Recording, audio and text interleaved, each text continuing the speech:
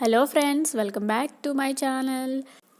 ఈరోజు వీడియో వచ్చేసి aloe vera gel మనం ఇంట్లోనే ఎలా ప్రిపేర్ చేసుకోవాలో చెప్తాను. ఫస్ట్ మనం అలోవెరా స్టెమ్స్ కట్ చేసిన తర్వాత దాన్ని వాటర్లో బాగా వాష్ చేసుకోవాలి. వాష్ చేసుకున్న తర్వాత వాటర్లో ఒక హాఫ్ అన్ అవర్ నానపెట్టాలి. ఎందుకంటే మనం అలోవెరా స్టెమ్స్ కట్ చేసిన వెంటనే మనకి ఎల్లో కలర్ జెల్ అనేది ఒకటి వస్తుంది. అది పాయిజనస్ జెల్ అనమాట. అది మనం యూస్ చేయకూడదు. సో వాటర్లో నానపెడితే ఆ జెల్ అనేది కంప్లీట్గా రిమూవ్ అయిపోతుంది. రిమూవ్ అయిపోయిన తర్వాత వాటర్లోంచి తీసి మనం చివర్లు కట్ చేసుకోవాలి, వీడియోలో చూపించినట్టు. చివర్లు కట్ చేసిన తర్వాత మనం సైడ్స్ కట్ చేసుకోవాలి.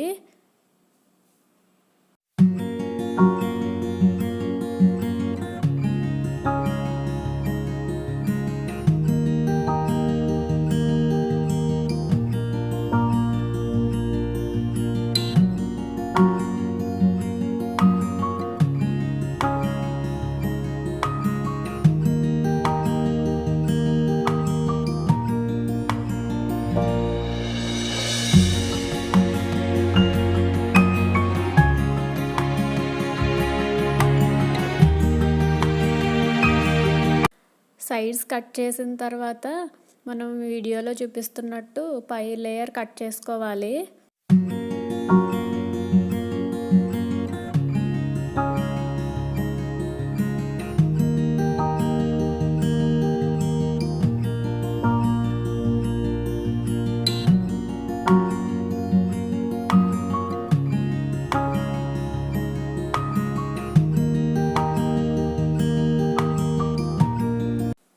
పై లేయర్ కట్ చేసిన తర్వాత జెల్ అనేది స్లోగా తీసుకోవాలి.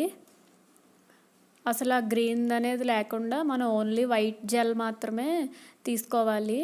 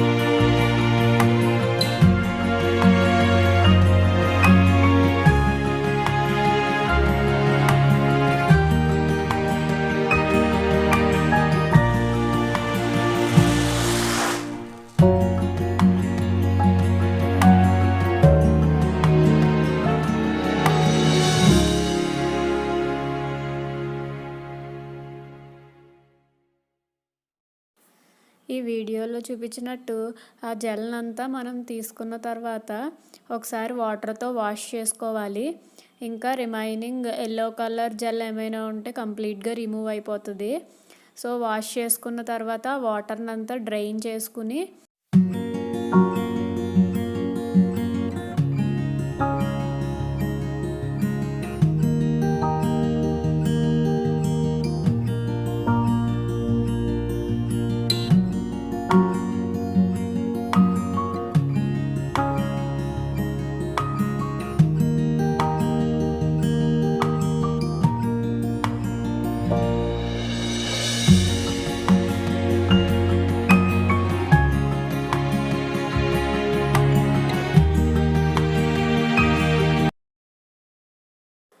అలా వాష్ చేసుకున్న జెల్ని ముక్కల్లా కట్ చేసుకుని ఒక మిక్సీ జార్లోకి తీసుకోవాలి.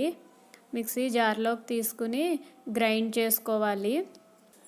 ఇలా గ్రైండ్ చేసుకోవడం వల్ల దాంట్లో ఉండే జిగురంతా పోయి మనకి వాటరీ కన్సిస్టెన్సీలోకి వస్తుంది. ఈ జెల్ గ్రైండ్ చేసేటప్పుడు మనం ఎటువంటి వాటర్ యాడ్ చేయకూడదు. వాటర్ యాడ్ చేయకుండానే గ్రైండ్ చేసుకోవాలి.